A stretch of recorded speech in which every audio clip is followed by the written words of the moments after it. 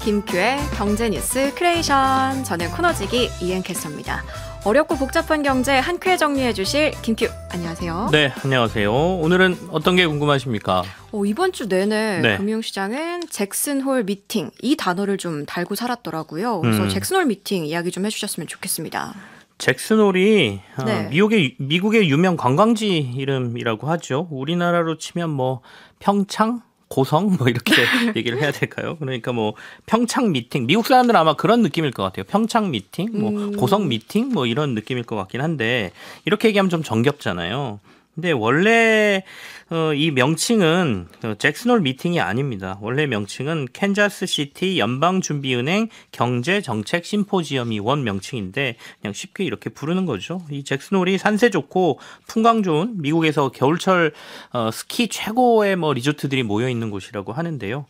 미국 12개 연방준비은행 중에 캔자스시티 연방준비은행이 매년 8월 경제정책 심포지엄을 여는데 이게 바로 잭슨홀이라는 지역에서 개최되기 때문에 이렇게 불린다라고 하고요. 행사는 82년부터 시작됐고 보통 한 120명 정도가 모이는데 모이는 사람들이 좀 경제금융계의 빅마우스들이 좀 많습니다. 미국 연준 의장을 비롯해서 주요 연준 인사들 당연히 참석하고요. 세계 각국 중앙은행 총재, 경제학자들이 다 모이거든요. 그러다 보니까 관심을 좀 더 끌게 되는 것이죠. 뭐 평창 미팅, 고성 미팅 이렇게 이야기를 하니까 좀 재밌는 것 같은데요. 네. 진짜 미국 사람들은 좀 그런 느낌이긴 할 것 같습니다. 뭐 어쨌든 이 행사 초반에 이제 제롬 파월 연준 의장의 연설이 초미의 관심사더라고요. 네네. 뭐 코로나 이후에 기준금리를 올리냐, 올리면 뭐 얼마나 올리냐 이런 것들이 워낙 관심사여서 그런 거겠죠?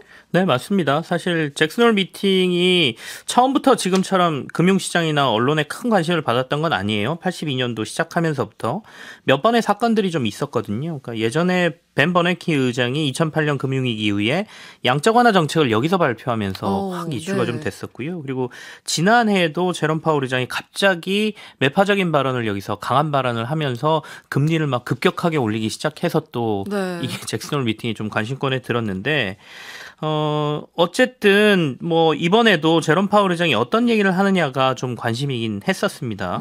사실 잭슨홀 미팅은 전체적으로 비공개 행사예요. 거창하게 뭐 주제도 걸고 금융경제 거물들을 불러 모았지만 사실은 조금 더 편하게 자신들끼리 의견도 교환하고 사적인 네트워크를 만들어라 뭐 약간 이런 자리거든요.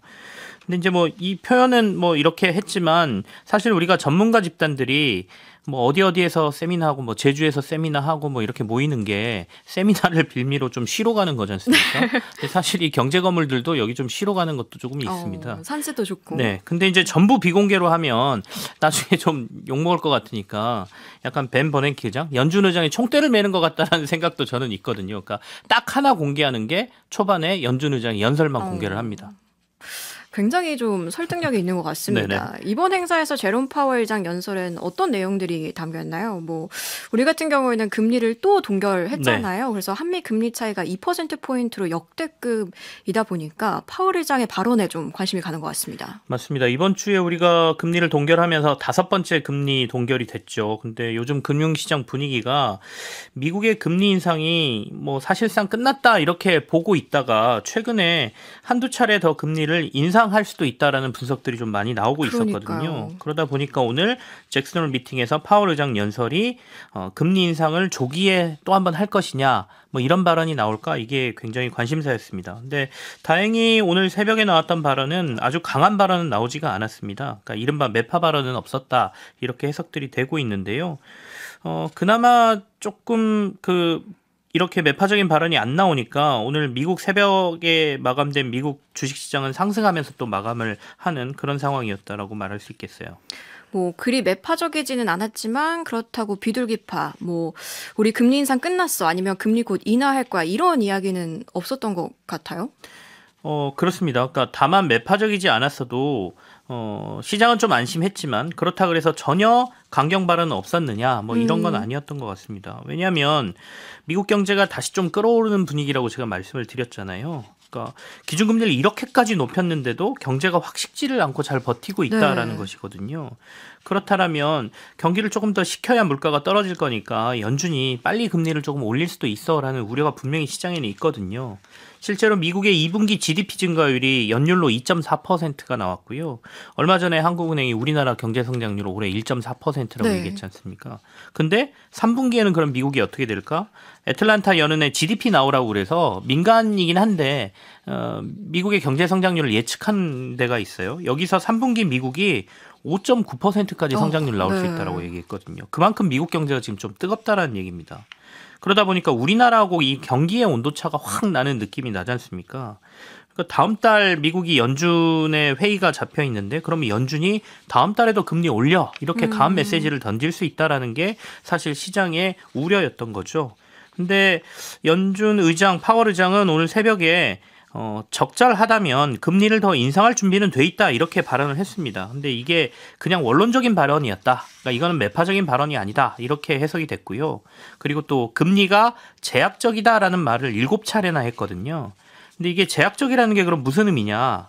금리 자체가 제약적이라는 말은 아니고 금리 수준이 상당히 제약적이다 이런 의미다라고 해석을 하고 있습니다. 그러니까 다시 말해서 상당히 금리가 올라 있다라는 말로 해석을 했고요. 올린 만큼 올렸다는 의미로 지금 시장은 받아들이고 있습니다. 그리고 굉장히 시적인 표현도 오늘 했어요. 흐린 하늘 아래 별을 따라 우리는 항해를 하고 있다. 뭐 이렇게 얘기했거든요. 이런 상황에선 위험 관리가 매우 중요하고 다음 회의 전까지 데이터 등을 보고 매우 신중하게 결정할 것이다. 이렇게 발언을 했는데 시장에서는 이 신중하게라는 단어를 굉장히 중요하게 받아들이고 있습니다. 그러니까 당장 빠른 시기가 아니라 매우 신중하게 천천히 금리 인상 여부를 들여다보겠다라는 의미로 해석을 하는 거죠. 이게 흥미로운 게요. 단어 하나하나에 좀 큰 의미를 부여하고 또 해석하는 그런 느낌인 것 같습니다. 정치적이랑은 좀 다른 것 같아요. 정치인들은 뭐 연설문에서 나온 말들을 나중에 그런 뜻 아니었어 이렇게 바꾸기도 하던데요. 네, 경제 특히 금융 쪽에서는 이 빅마우스들이 말하는 단어가 금융시장에 미치는 영향이 워낙 크기 때문에 단어 하나하나에 매우 신중하고 여러 의미를 담아서 내놓습니다. 매번 발언할 때마다 같은 문장에 어떤 단어가 빠지고 추가되고 또 수식어가 뭐가 들어갔는지를 보고 시장이 주는 사인을 미리 감지해 내거든요. 오늘도 파월 의장이 keeping at it이라는 표현을 썼어요. 이게 그러니까 뭔가를 유지하겠다 이런 그냥 평범한 의미거든요. 네. 그럼에도 불구하고 이 표현이 이거 굉장히 매파적인데 라는 해석도 사실은 좀 나왔습니다. 그 이유가 인플레이션 파이터로 불렸던 폴 볼커라는 연준 전 의장이 있습니다. 네. 이 당시에 폴 볼커 의장은 너무 기준금리를 많이 올려서 살해 협박까지 받았던 인물이거든요. 근데 이 폴 볼커 의장이 얼마 전에 이제 작고를 했고요. 죽기 전에 썼던 자서전의 제목이 아까 파월 의장이 얘기한 Keeping at It이라는 자서전의 제목이거든요. 그러니까 이걸 일부러 썼다라고 하면 굉장히 매파적인 의미를 담고 있는 거다. 이렇게 시장에서는 또 해석을 하는 것이죠. 근데 다소 이런 해석은 너무 무리가 있다라는 의미가 나오면서 사람들은 오늘은 매파적이 아니다 이렇게 해석은 하고 있는데 또 하나는 또 굉장한 가십거리긴 한데 이 파월 의장이 나올 때마다 넥타이를 좀 눈여겨봅니다. 그러니까 이 파월 의장이 넥타이 색깔로 시장에 사인을 주고 있다라는 해석도 있거든요. 그러니까 매파적일 때는 파란색 계열을 메고 나오고, 그러니까 금리 인상 이런 걸 얘기할 때는 파란색 계열을 메고 나오고, 인상하지 않거나 혹은 인하의 사인을 줄 때는 보라색 계열을 메고 나온다 이건데 오늘은 보라색을 메고 나왔습니다. 아주 부드러운 메시지를 네. 주려고 한 것 같네요. 뭐 어쨌든 다행인 것 같습니다. 이번 달 국내 주식시장도 딱히 뭐 분위기가 그렇게 좋지는 않았던 편이어서요. 주말 사이에 큰일만 없다면 다음 주 초반 증시 분위기는 나쁘지 않을 것 같다고 그렇습니다. 보이네요. 자, 이 이야기도 해보고 싶습니다. 우리나라에 팀 문화가 도입이 됐더라고요. 외국에서 음식값 말고 서비스에 이렇게 감사하다라고 주는 팁 이거 말씀하시는 거죠? 네, 맞아요. 사실 저도 외국에서 경험했을 때 굉장히 낯설었거든요. 그래서 음식 다 먹고 난 다음에 계산기를 꺼내서 막 계산을 하고 이랬던 기억이 있습니다. 그런데 우리나라에서 일부 음식점 그리고 카페에서 팁을 요구하는 사례가 있다고 하더라고요. 저도 이 기사를 좀 봤는데 해외 팁 문화를 활용해서 뭐 팁통도 놓고 서비스가 만족했다고 하면 팁을 좀 주도록 유도하는 곳들도 있다라고 하고요. 그리고 사실 저도 이제 고깃집이나 뭐 일식집 등에서 조금 서비스를 잘해 주십시오라고 해서 어르신들이 몇만 원 정도 이렇게 서버하시는 분들에게 주시는 모습도 종종 보긴 했거든요. 근데 이건 좀 자발적인 거잖아요. 근데 일부 식당에서 아예 팁을 계산서에 포함해서 결제하게 한다는 얘기도 있더라고요. 네. 그러니까 키오스크 같은 데에서 팁이 얼마 표시돼 있고 이걸 누르면 그게 계산서에 표시된다라는 얘기도 있고요. 그리고 또 논란이 되는 게 카카오 택시인 것 같아요. 프리미엄 택시로 한정돼 있긴 하지만 이 팁 문화를 좀 제도화하려고 시도하고 있거든요. 그러니까 카카오 택시 역시 서비스를 만족했다면 팁을 주시겠습니까? 해서 뭐 10%, 20%뭐 이렇게 선정할 수 있다라고 하죠. 그래서 팁 문화가 조금씩 이렇게 확산되는 거에 대한 우리나라의 어떤 뭐 그 논란이라고 하면 한 3가지 정도를 얘기할 수 있을 것 같은데요. 우리에게 없는 팁 문화를 우리가 꼭 받아들여야 하는가 이런 부분이고요. 두 번째는 안 그래도 물가가 오르는 상황인데 소비자들에게 노동자들이 받아야 할 임금을 도리어 전가시키는 거 아니냐 이 부분도 있고요. 그리고 또 하나는 감사하다는 의미의 팁이 강제화돼 버리는 거에 대한 비판 이렇게 3가지인 것 같습니다. 네, 사실 뭐 미국이나 해외에는 원래 팁 문화가 있던 곳이라서 네. 뭐 우리나라는 음식 가격에 팁을 따로 요구하는 건 식품위생법 저촉 소지가 좀 있다고 합니다. 그런데 원칙적으로 팁을 달라고 강요하지 않으면 뭐 불법은 아니라고 하네요. 그렇죠. 그러니까 결국에는 그러니까 간접적으로 지금 조금 우리나라에서는 팁을 요구하는 방향으로 가고 있는 것 같고요. 근데 미국에서도 여기에 대해서 굉장히 논란이 많아지는 것 같아요. 우리나라뿐만 아니라. 그러니까 물가 급등과 함께 계속 뭐 얘기가 지금 나오고 있는 게 팁이 너무 부담스럽다라는 얘기가 좀 나오고 있거든요. 그러니까 네. 제가 과거에 해외 출장 갈 때 선배들에게 이거 팁 얼마씩 줘야 돼요라고 물었던 기억이 있거든요. 네. 선배들이 한 10% 정도 주면 돼 이랬었던 것 같아요. 그래서 1달러짜리 엄청 바꿔가지고 가고 이랬었거든요. 근데 요즘 뭐 미국에서 얘기 들어보면 팁이 20에서 25% 비중까지 올랐다라는 얘기가 있으니까 아무래도 가격도 올라 있는데 팁까지 이렇게 오른다라고 하면 이 가격에 대한 소비자들의 뭐 임계점이라고 할까요? 팁을 내가 이렇게 줘야 되나? 뭐 이런 얘기까지 나올 수 있을 것 같습니다. 그래서 실제 요즘 좀 외신들을 보면요. 어떤 상황에서 팁을 주지 않아도 되는지 이런 식으로 정리한 정보성 기사도 굉장히 많더라고요. 그리고 또 말씀하신 대로 강제성 이슈도 굉장히 큰데요. 이전에는 10%만 뭐 15%만 뭐 이런 식으로 선택해서 내는 느낌이었다면 아예 계산서에 20%를 포함시켜서 계산을 해버린다든지 네. 뭐 키오스크에 선택하라고 강요를 하든지 이게 좀 문제가 되고 있고요.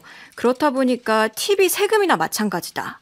이런 이야기도 나오고 있고 팁플레이션은 워낙 흔하고 팁 패티그, 팁 피로증, 팁 크립이라고 해서 팁 증후군 이런 말까지 나오고 있다고 합니다. 이미 어느 정도 문화가 돼 있는 미국이 이 정도니까 우리나라는 좀 더 할 것 같긴 하거든요. 그래서 좀 우려가 되는 게 고용주들이 이 팁 문화를 조금 악용할 수 있다라는 생각이 좀 듭니다. 앞서도 말씀드렸지만 물가 상승 등 때문에 가격을 못 올리니까 그리고 이 번 돈으로 결국에는 그 종업원들에게 임금을 더 올려줘야 되는데 못 올려주니까 이걸 그냥 팁으로 대체하는 뭐 이런 데 악용될 수 있다는 생각도 들고요. 또 하나는 우리나라의 최저임금을 놓고도 논란이 굉장히 많지 않습니까? 네. 그러니까 최저임금 수준이 높다고 얘기도 하고 그러면서도 또 현장에서는 이 최저임금이 적용이 잘 안 되는 상황에서 팁 문화가 전반적으로 받아들여진다면 최저임금 제도 자체를 흔들어버릴 가능성이 좀 있거든요. 실제 뭐 캐나다 등에서 팁을 받는 것을 전제로 보수를 최저임금 아래로 책정하는 걸 용인하기도 합니다. 그래서 이런 것들이 다른 문제로도 좀 이어지지 않을까라는 걱정도 있습니다.